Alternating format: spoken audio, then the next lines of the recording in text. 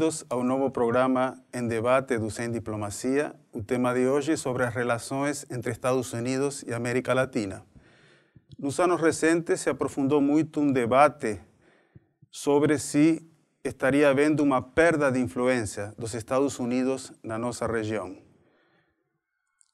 No lado daqueles que acreditam que de fato isso está acontecendo, temos, por exemplo, setores políticos e intelectuais conservadores de Estados Unidos que veem com preocupação essa perda de influência e recomendam para o governo dos Estados Unidos uma política mais assertiva com a região, principalmente contra aqueles países identificados com o chamado eixo bolivariano, Venezuela, Equador, Bolívia, Nicarágua.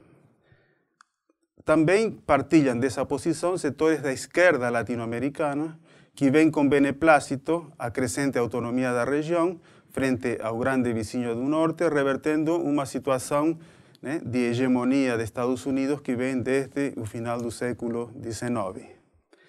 Alguns fatos que, de alguma forma, comprovariam essa perda de influência podem ser associados, para dar alguns exemplos, a Cúpula das Américas, que foi instituída por Bill Clinton no final de 1994, que colocava como proposta a criação de uma área de livre comércio das Américas e, ao mesmo tempo, excluía Cuba como participante dessas cúpulas, e que parecia como algo irreversível, que seria aceito tranquilamente pela maioria dos países, começou a ter questionamentos. Por exemplo, na reunião de 2005 da Cúpula das Américas em Mar del Plata, Argentina, foi rejeitada a área de livre comércio, principalmente pelo ativismo dos países do Mercosul com Venezuela, e praticamente se congelou o tema do livre comércio em âmbito hemisférico, e Estados Unidos passaram a ter uma política mais subregional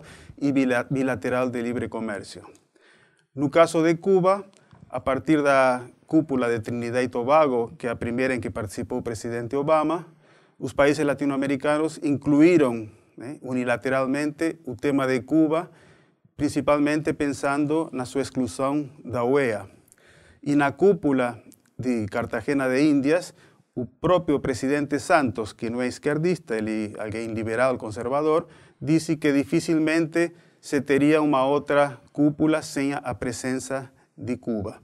E justamente na cúpula que haverá o ano que vem em Panamá, alguns países condicionaram sua participação à entrada de Cuba. Outro aspecto também que fortalece essa perspectiva de perda de influência é a ideia de que a criação da CELAC, que analisamos no terceiro programa Sem Diplomacia, seria, na medida em que exclui Estados Unidos e Canadá, estaria concorrendo com a OEA e seria um fator de perda de presença dos Estados Unidos na região. Mas essa visão não é consensual. Tem outros setores que visualizam que mais do que uma perda de influência estaria havendo uma mudança de perspectiva dos Estados Unidos, que atuam de forma mais pragmática e menos ideológica nas relações com a região, principalmente setores próximos ao governo Obama, e aqueles setores que identificam que Estados Unidos já não teria uma política hemisférica, senão uma política subregional ou bilateral, com parceiros com os quais tem maior afinidade política e ideológica. Por exemplo, os grupos da Aliança para o Pacífico, que nós analisamos no terceiro programa, Paraguai, Costa Rica, uma série de países e grupos de nações que têm mais afinidade. E Estados Unidos estaria tendo essa postura justamente porque não identifica grandes desafios na região a seus interesses econômicos e políticos.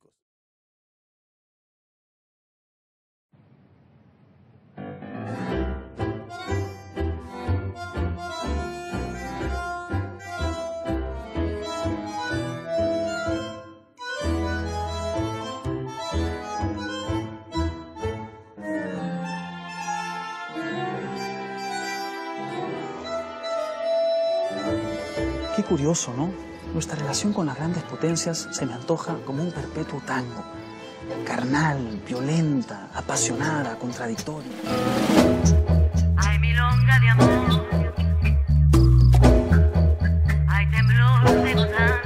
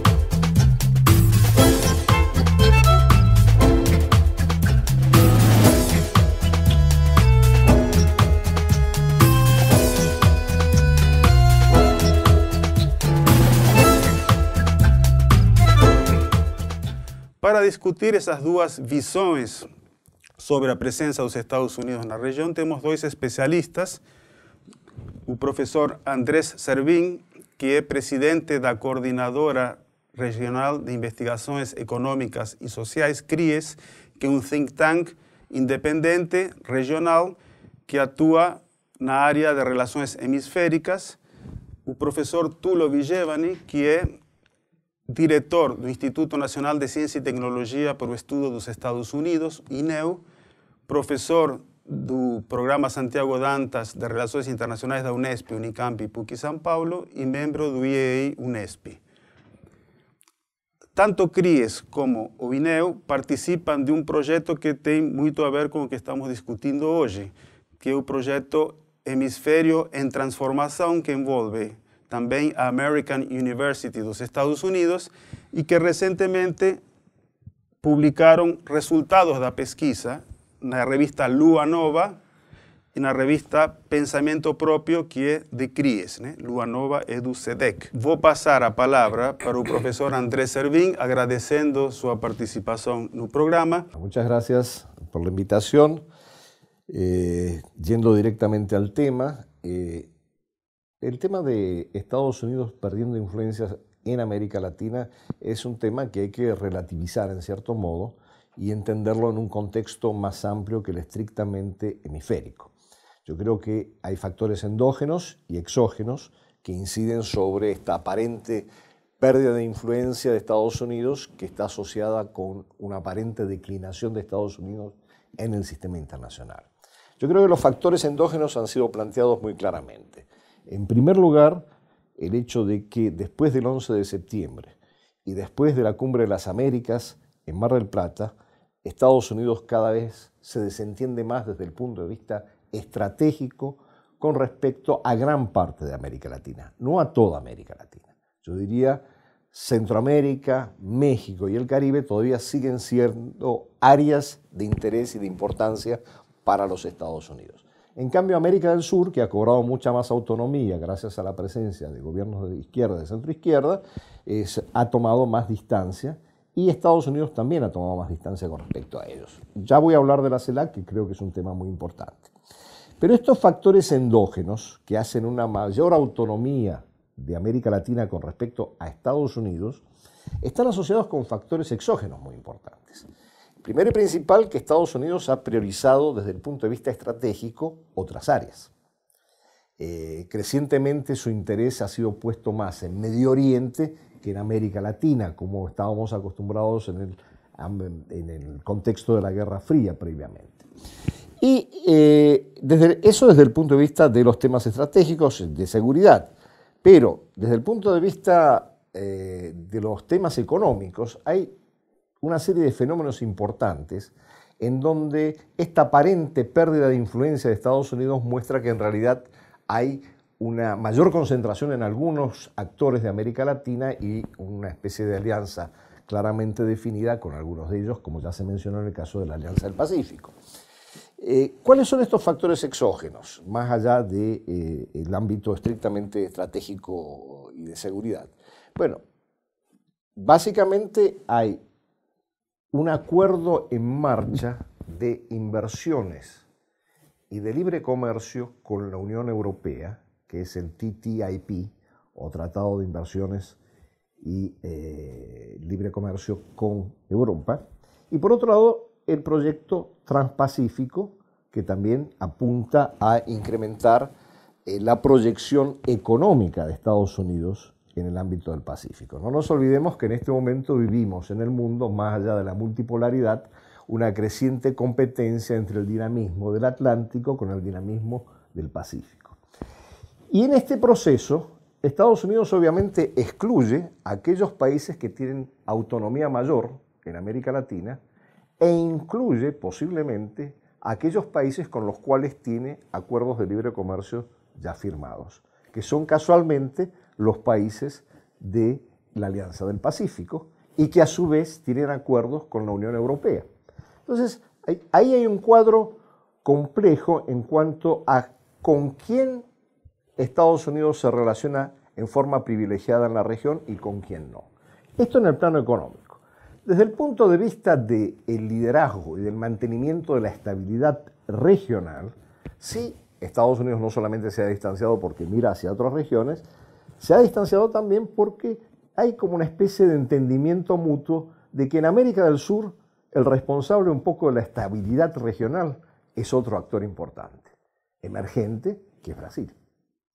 Y en este contexto vemos muy claramente que toda la dinámica regional muestra que no hay una rivalidad o una confrontación entre Brasil y Estados Unidos. Hay sí una diferencia de posiciones, de intereses, hay situaciones de tensión como la que se produjo con el espionaje electrónico de la presidenta, pero en general hay una cierta concordancia en términos de esta división del trabajo en el ámbito regional. Entonces, para sintetizar y ya cerrar un poco mi intervención, en este ámbito yo diría que tenemos que tener en cuenta que esta aparente pérdida de influencia de Estados Unidos tiene que ver desde luego con el declive de su economía y de su proyección estratégica a nivel global, que se refleja muy claramente en América Latina, pero que es necesario matizar por la presencia y la alianza con determinados actores en el marco de la dinámica hemisférica justamente.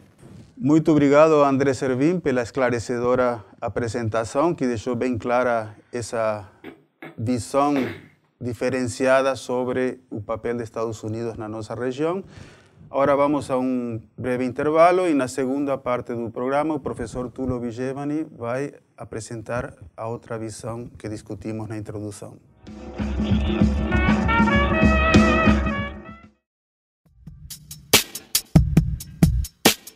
O espaço virtual Sem Diplomacia divulga análises e comentários polêmicos sobre eventos internacionais.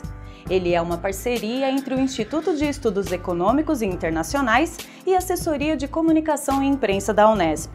Suas fontes de referência são jornais, revistas, blogs, sites especializados, ONGs e outros meios em que o posicionamento dispensa o consenso da opinião pública. Ele debate a conjuntura internacional a partir de visões dos grandes meios jornalísticos, justamente porque vão direto ao ponto, sem rodeios, sem diplomacia. Seus artigos levam o mesmo título da fonte de origem, acompanhado de uma síntese explicativa sobre seu conteúdo e o link para acesso à versão completa. As análises da equipe do Sem Diplomacia ou de colaboradores externos são publicadas nas seções Opinião e Podcast. Os programas de debate discutem em cada edição as diferentes opiniões da conjuntura internacional. Seus videocasts trazem as análises da equipe sobre fatos de relevância internacional. Acesse o site www.unesp.br/semdiplomacia.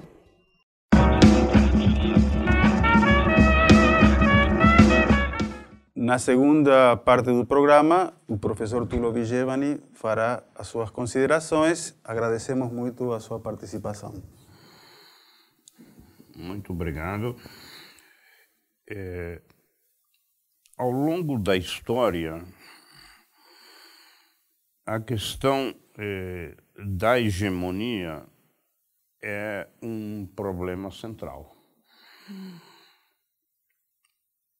Podemos falar em hegemonia espanhola, em hegemonia habsbúrgica, em hegemonia francesa, em hegemonia inglesa. E, finalmente, no século XX, fala-se muito em hegemonia norte-americana.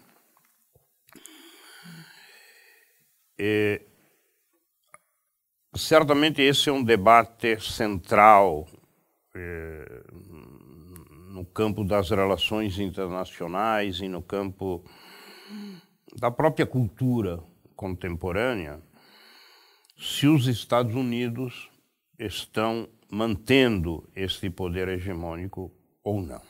Há argumentos muito fortes no sentido de dizer que o poder norte-americano continua. Tem muita presença, inclusive na América Latina, ainda que com especificidades.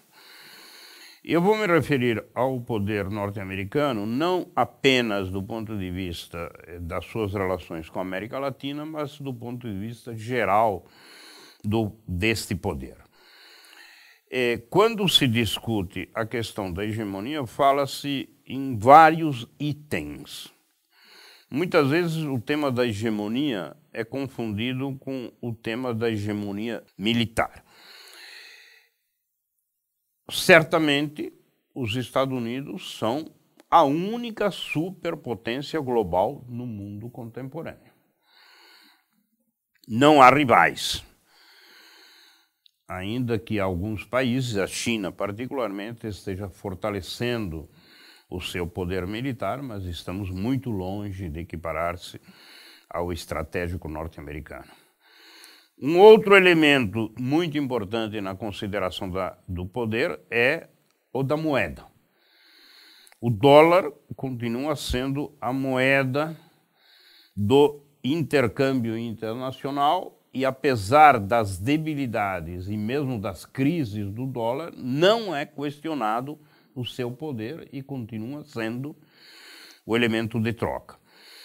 Um terceiro elemento é a tecnologia. Os Estados Unidos, apesar de terem sérios problemas no seu sistema de ensino e de pesquisa, continuam como grande produtor de tecnologia no mundo. Alguns estudos falam em 65%, 70% da inovação concentrada nos Estados Unidos. E um outro elemento ainda é a economia.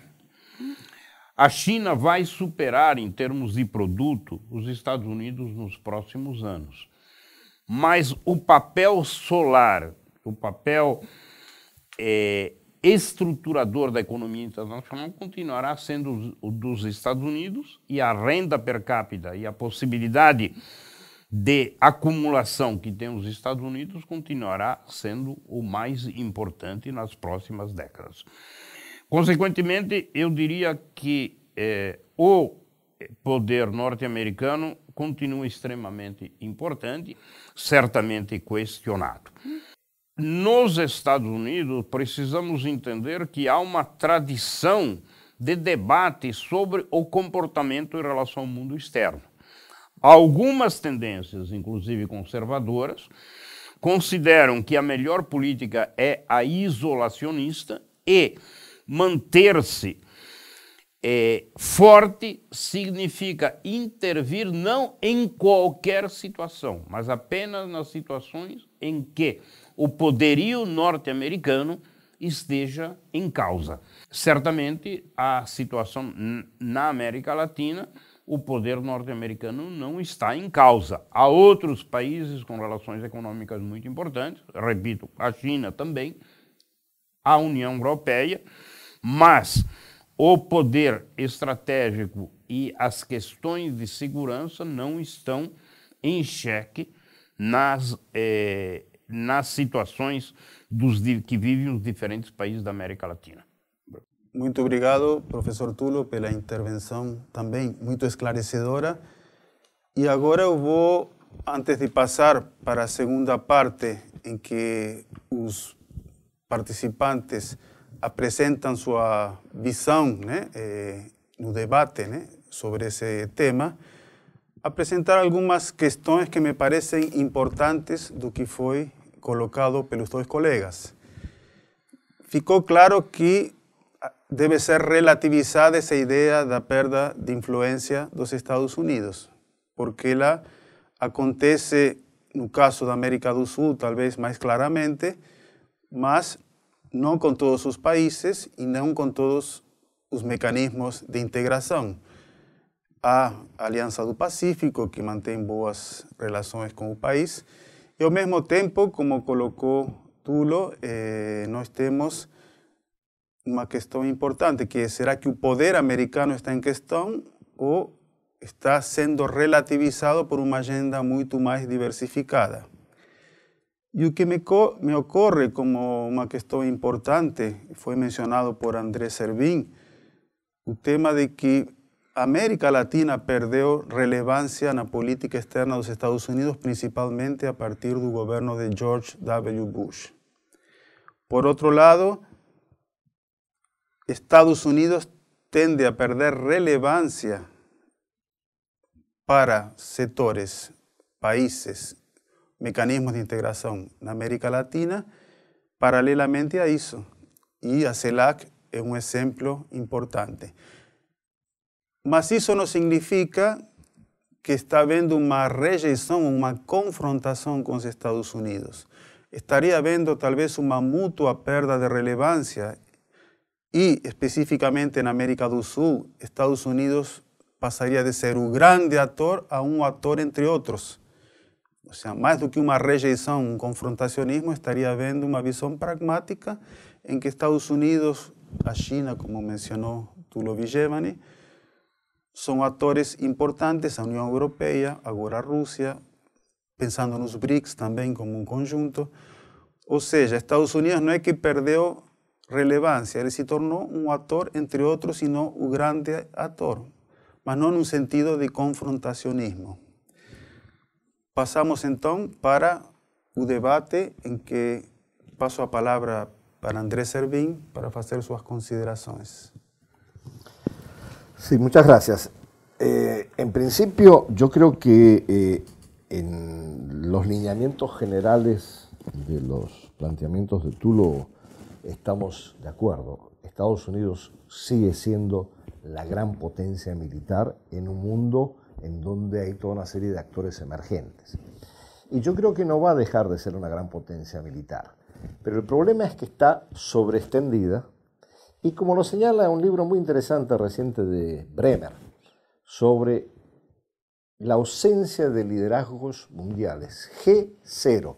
No hay ni G3, ni G7, ni G8, ni G20 que pueda motorizar algún tipo de liderazgo para poner un cierto orden en el sistema internacional.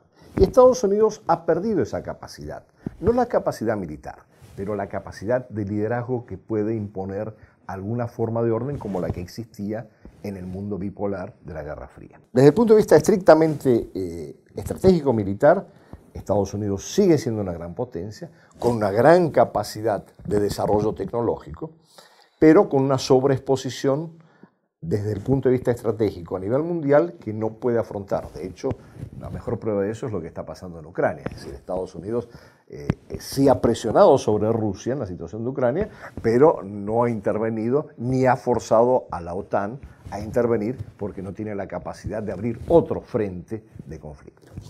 Desde el punto de vista tecnológico, yo concuerdo totalmente, va a ser el referente todavía por muchos años. Pero desde el punto de vista económico, lo que tenemos que ver es cómo se da la relación con China, entre Estados Unidos y China. No solamente porque China es la potencia emergente, sino porque está sosteniendo la deuda externa de Estados Unidos con la compra de bonos. Entonces, en ese contexto, es evidente que va a haber algún tipo de, yo no sé si de acuerdo o por lo menos de arreglo estabilizador entre China y Estados Unidos. Yo creo que este panorama general, en donde Estados Unidos ha perdido la capacidad y liderazgo de ser el gran hegemón a nivel mundial, no solamente a nivel hemisférico, este panorama tenemos que proyectarlo a su vez en América Latina con el hecho de que hay una situación muy significativa. La CELAC, que tiene la capacidad y el mandato, según su documento constitutivo, de desarrollar interlocuciones con distintos actores a nivel internacional, y de hecho en eso ha funcionado con Rusia, con China, con la Unión Europea, que ya van por la segunda cumbre, en fin, con una serie de actores importantes. La CELAC no se plantea una interlocución con los Estados Unidos. Y esto es muy curioso, no solamente porque lo excluye de la CELAC, sino porque no hay un planteamiento de una urgencia, una prioridad estratégica para América Latina de avanzar en algún tipo de conversación de tipo económico después de la experiencia del área de libre comercio de las Américas. En suma, yo sí creo, para cerrar, que estamos de acuerdo que Estados Unidos sigue siendo un actor extremadamente poderoso, inclusive en nuestra región, quizás un actor que comparte ciertos elementos de poder con otros actores, Pero no podemos perder de vista que ese actor sí ha perdido una significativa parte de su capacidad de liderazgo hegemónico a nivel mundial. Muito obrigado, Andrés. E agora passo a palavra para Tulo Vigevani fazer suas considerações. Obrigado. Acredito que as relações dos Estados Unidos com a América Latina se encaminham como foi próprio da política da administração democrata de Obama. Veremos agora nas próximas eleições o que acontecerá nos Estados Unidos, mas ainda faltam mais de 2 anos. Se caracterizarão essas relações por plataformas de debate pragmáticas. O que significa pragmática? Significa tentativa de discutir problemas caso a caso. Citemos alguns exemplos. A questão das relações com as organizações latino-americanas não é, de fato, prioritária. O exemplo que o professor Serbin acaba de dar em relação à CELAC exatamente vai nesse sentido. Em compensação, o presidente Obama está promovendo uma agenda de negociação com os países da América Central para debater o tema das migrações para os Estados Unidos e, em particular, de migrações de jovens para os Estados Unidos. E, para isso, está colocando o tema no centro de sua agenda internacional.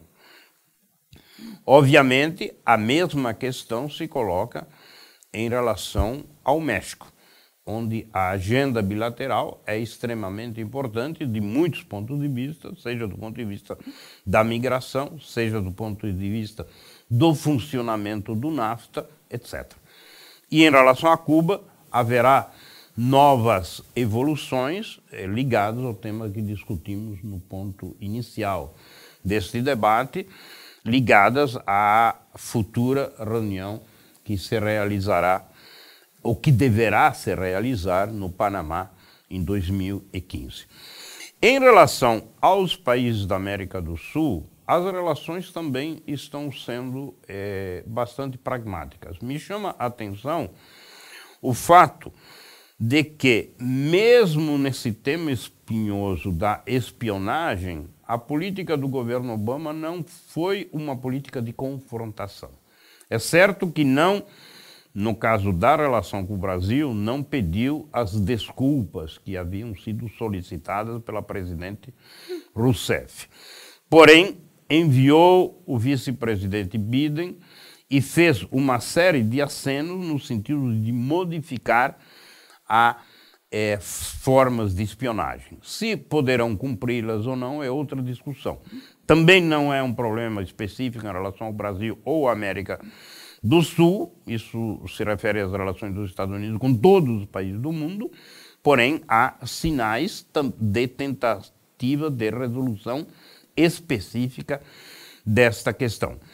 No que se refere às relações econômicas, que é o tema mais geral no caso, acredito que também evoluirão no sentido de desistir de acordos gerais, e esse também não é um problema específico das relações dos Estados Unidos com a América Latina. A própria Organização Mundial do Comércio tem problemas gravíssimos que não estão sendo rapidamente superados e não sabemos cujos resultados, e buscarão continuar com a política que já tem 20 anos, os spaghetti balls, quer dizer, a tentativa de acordos específicos com cada país, como já tem acontecido os acordos bilaterais. Provavelmente, em relação aos outros países da América do Mercosul, tentarão avançar em acordos e relações específicas de melhora dos intercâmbios comerciais. De todo modo, notemos que também neste caso, alguns países do Mercosul têm suas relações muito fortalecidas na direção da China. que virou o principal parceiro comercial de Argentina e Brasil, por exemplo. O caso da Venezuela é diferente, mas justamente diferente no sentido de favorecer a manutenção da importância dos Estados Unidos, porque as relações econômicas da Venezuela, e particularmente seu grande produto, o petróleo, é vendido, sobretudo, aos Estados Unidos, ainda que busquem diversificar os mercados. Muito obrigado, Tulio Vigevani. Chegamos à parte final do programa. De fato, as duas intervenções foram bem claras e esclarecedoras, mostrando que as coisas não são tão simples em termos de Estados Unidos perder influência, está em crise de hegemonia, ou o contrário, o poder americano permanece fundamentado nas relações com a região. As coisas são mais complexas, há uma diversidade de relações. Tanto Estados Unidos como América Latina estão adotando posturas mais pragmáticas e menos ideológicas nas suas relações. E uma tendência que está aparecendo e que alguns comentaristas colocam e que apareceu um pouco no debate é que ao mesmo tempo que Estados Unidos vê a América Latina já não como um hemisfério, como um bloco, né? Do lado da América Latina, a região continua sendo valorizada, ou seja, pelo lado dos Estados Unidos, a ideia de região perde vigência e no lado da América Latina se reforça, principalmente com a criação da CELAC, a ideia de que somos uma região, que temos uma identidade. Então, creio que esse programa foi muito importante nesse tema tão espinhoso e tão polêmico e deixou muitas questões esclarecidas. Agradeço a participação dos colegas e até o próximo programa.